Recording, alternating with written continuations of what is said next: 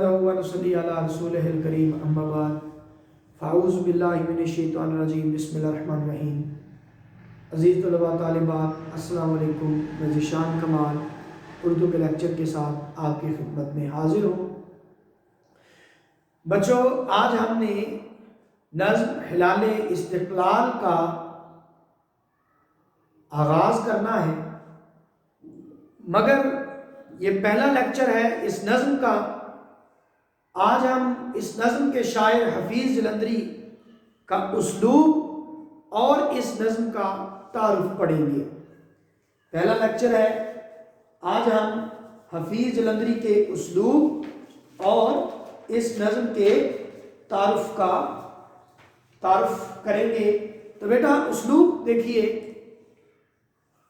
शायर इस्लाम अव्वल असर, शायर इस्लाम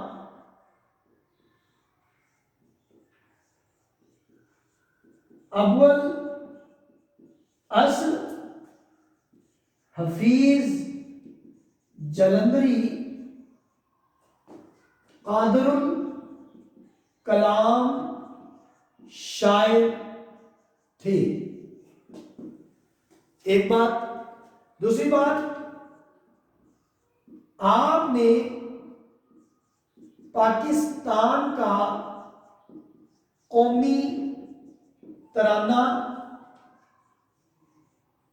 लिखा। शाहनामा इस्लाम, बेटा इनकी मशहूर किताब है शाहनामा इस्लाम हफीज जलंधरी की। ये 2 जिल्दों पर मुश्तमिल है ये किताब, और इस किताब की जो हैयत है वो मसनवी है और किस बहर में लिखी गई है? बहरे हजज मुसम्मन सालम में। मुफ़ाइलुन मुफ़ाइलुन मुफ़ाइलुन मुफ़ाइलुन। ठीक है। तो शाहनामा इस्लाम इनकी मशहूर तसनीफ है।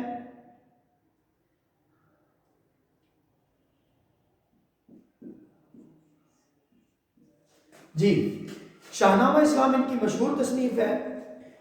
हफीज जलंधरी ने हर सिर्फ शायरी में तबाह आजमाई की।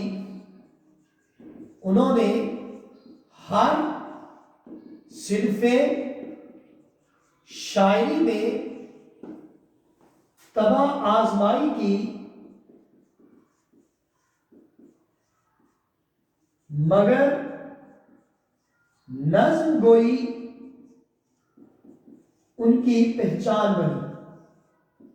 हफीज जलंधरी ने गज़ल भी लिखी है और नज़में भी लिखी हैं मुख्तलिफ हैयत में, मुख्तलिफ मौज़ूआत पर, लेकिन उनकी जो पहचान है वो नज़्म निगारी की बुनियाद पर हुई। उनकी शायरी में रूमानी रुझानात की फरावानी भी नजर आती है। उनकी शायरी में रूमानी जज्बात की फरावानी भी नजर आती है और असरी रुझानात का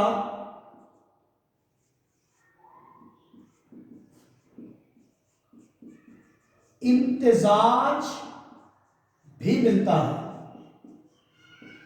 उनकी शायरी में रूमानी जज्बात की फरावानी भी नजर आती है और असली रुझानात का इम्तिजाज भी मिलता है। उनका ताल्लुक शायरों के उस दबिस्तान से है, उनका ताल्लुक शायरों के उस दबिस्तान से है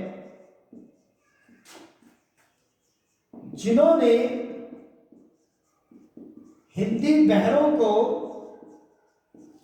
बेटा बहर ये वजन का पैमाना होता है, बहर वजन का पैमाना होता है। हिंदी बहरों को उर्दू में राइज करने की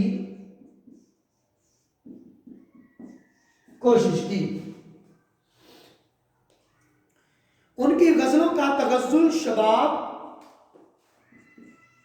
उनकी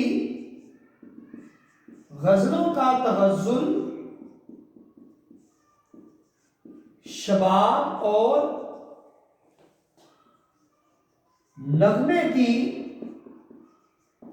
आमेज़श से तरकीब पाता है। इसमें एक तरफ वो सोज़ो गदाज है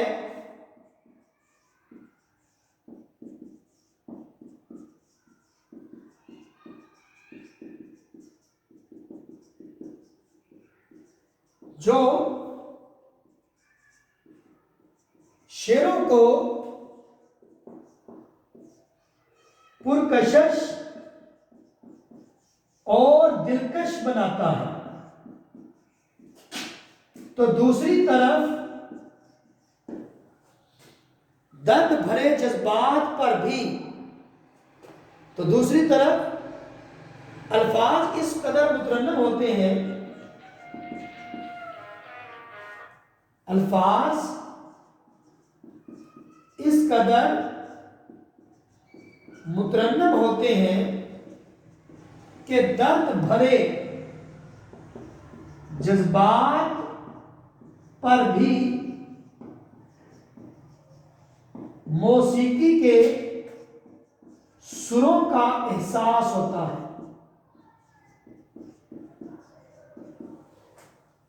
मौसीकी के सुरों का एहसास होता है। बाकी बेटा कुछ मैं यहां लिख देता हूं। नजाकत, लताफत, सादगी, तरन्नुम और असल आफरीनी उनके उसलूब की नुमाया खूबियां हैं। जी बच्चों, ये नोट करें, स्क्रीनशॉट ले लें, इसे नोट कर लीजिए। हफीज जलंधरी का उसलूब बिल्कुल मुख्तसर बयान किया गया है, लेकिन आपने सिर्फ 3 से 4 सत्रें लिखनी है। तो इनमें जो बातें आपको याद रह जाएं उनको आप शुरू में उसलूब के तौर पर लिख सकते हैं। तो ये उसलूब हुआ। अब उसलूब के बाद हम इस नज़्म हिलाले इस्तिक़लाल का तारुफ आप तक पहुंचाने की कोशिश करते हैं। इसका स्क्रीनशॉट ले लें। अब बेटा आपको ये बता दूं कि हुसूल पाकिस्तान में हजारों नहीं बल्कि लाखों मुसलमानों ने अपनी जान कुर्बान की, अपनी जिंदगी फिदा कर दी इस वतन के हुसूल में। हजारों लाखों मुसलमानों ने,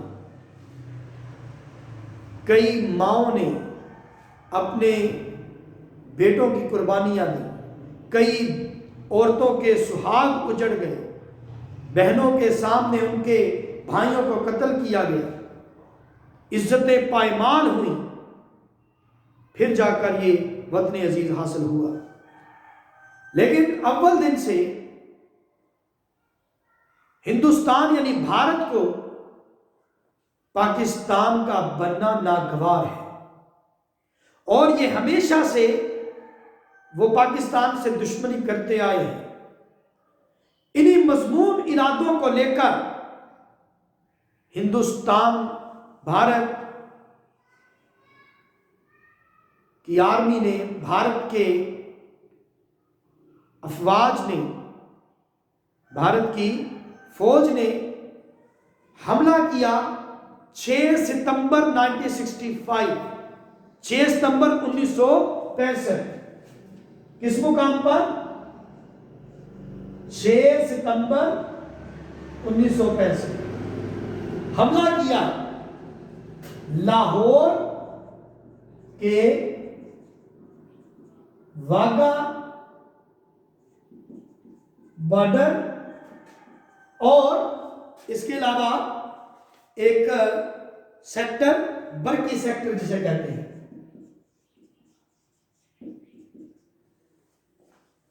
तो क्या हुआ कि सिर्फ पाकिस्तानी जवानों, पाकिस्तानी अफवाज के जवानों ने नहीं, बल्कि लाहौर के शहरियों ने भी अपना दिफा किया, अपने वतन की हिफाजत के लिए अपनी जानें कुर्बान की। जिंदा दिलाने लाहौर अपने घरों से असलाहजात लेकर निकले और अपने वतन की हिफाजत के लिए, मर मिटने के लिए सर पे कफन बांध के आए, अपनी जानें कुर्बान की और अपने वतन अजीज की इज्जत रख ली। जब यहां से दुश्मन नाकाम हुए तो 7 सितंबर 1965 सियालकोट के चोंदा सेक्टर पे उन्होंने हमला किया। 600 टैंकों के साथ। यहां उनके पास कितने थे? भारत के पास 600 टैंक थे, जबकि पाकिस्तान की फौज 150 टैंकों के साथ अपना दिफा कर रही थी।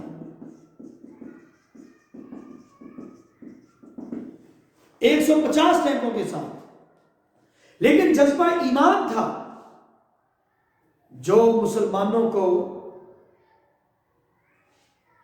सिर्फ 600 के मुकाबले में 150 टैंकों के बावजूद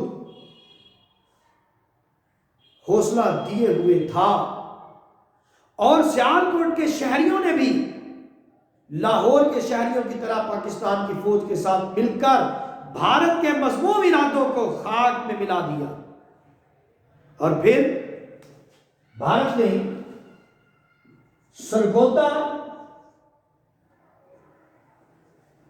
सरगोदा जो छावनी है उसे तबाह करने की कोशिश की। फजाइया हमला था ये। तो क्या हुआ कि MM आलम जैसे पाकिस्तान के शाहीन निकले और उन्होंने भारत के इरादों को खाक में मिला दिया, उनके ख्वाब चूर चूर कर दिए।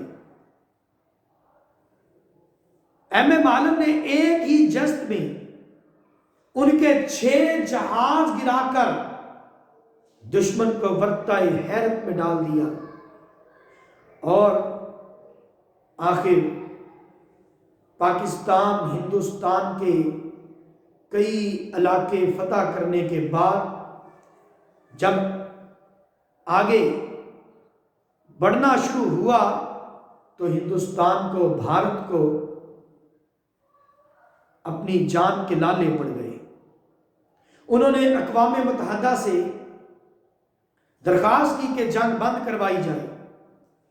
आखिर 11 सितंबर 1965 को यह जंग बंद हो गई और भारत को इस जंग में बहुत सा जानी माली नुकसान उठाना पड़ा और उनकी इज्जत भी खाक में मिल गई। और पाकिस्तान के जवानों ने अपने वतन की हिफाजत करके पूरी दुनिया पर यह साबित कर दिया कि इस वतन अजीज की तरफ कोई मैली आंख से देखेगा तो हम अपना दिफा करना खूब जानते हैं, हम उन आंखों को नोच देना जानते हैं, हम इस वतन अजीज की खातिर जान देना अपने लिए बाइस सआदत समझते हैं। तेरी बुनियादों में है लाखों शहीदों का लहू, हम तुझे गंजे दो आलम से गिरा पाते हैं। आगे सुनो बेटा। तो इन शहरों यानी सियालकोट, लाहौर और सरगोदा, इन शहरों की इस बेमिसाल कुर्बानी पर एक परचम डिजाइन किया गया जिसे इकबाल अहमद खान ने डिजाइन किया और उसे हिलाल इस्तिकलाल का नाम दिया। इन 3 शहरों के एजाज में एक परचम डिजाइन किया गया जिसको नाम दिया गया हिलाल इस्तिकलाल, और इसे डिजाइन किया इकबाल अहमद खान ने।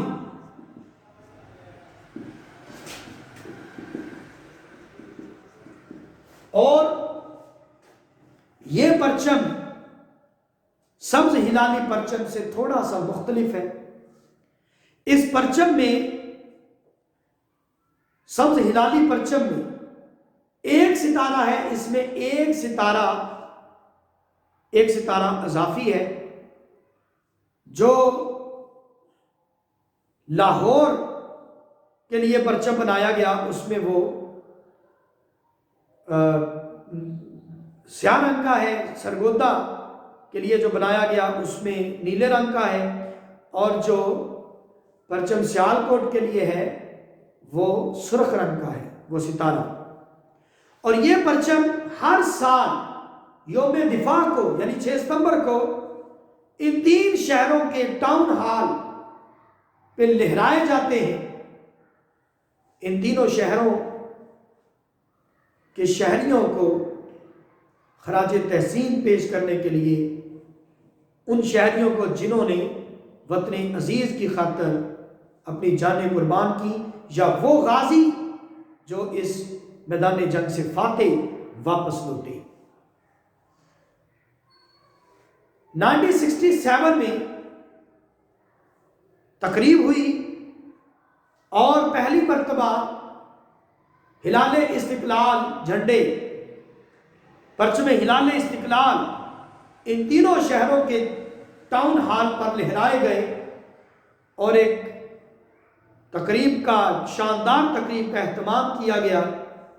उस तकरीब में हफीज जलंधरी ने यह नज़्म पढ़ी, हिलाल इस्तिकलाल। इस नज़्म के चंद अशार आपके निसाब में शामिल हैं। तो बच्चों, मैंने आज आपको उस्लूब बताया हफीज जलंधरी का और तारुफ दिया। इस नज़्म से कोई भी शेर तशरीह के लिए आ जाए, पहले आपने जो बातें आज मैंने आपको बताई हैं वो लिखनी है, उसके बाद आपने शेर की तशरीह शुरू करनी है। तो इसे अच्छी तरह याद कीजिए। मैंने कोशिश की है कि बात सादा और आसान लफ्ज़ों में आप तक पहुंचाऊं। इसे अच्छी तरह सुने, याद करें। कल इंशाअल्लाह पहला शेर इसका पढ़ेंगे, पहले शेर की तशरीह करेंगे। जब तक के लिए इजाज़त चाहता हूँ। अल्लाह हमें नासर। खुदा।